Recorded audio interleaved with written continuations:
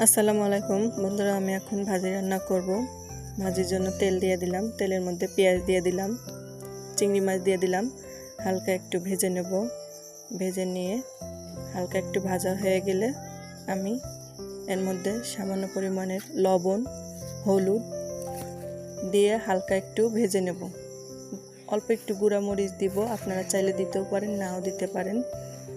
আমি এখন সুন্দর করে ভেজে নেব। ভেজে নিয়ে সুন্দর করে আমি এখন ভাজিটা দিয়ে দেব। তো দেখুন, ভাজিটা দিয়ে আমি সুন্দর করে নাড়াচাড়া করে রেখে দেব কিছুক্ষণের জন্য। কিছুক্ষণ পরে ভাজিটা আবার লাড়া দিলাম। তো এই তো আমার ভাজিটা প্রায় শেষের দিকে, আর একটু ভাজিটা হবে। তো এই যে আমার ভাজিটা প্রায় শেষ। তো এখন আমি নামিয়ে নেব। তো দেখুন বন্ধুরা, আমার ভাজিটা কেমন হয়েছে অবশ্যই কমেন্ট করে জানাবেন।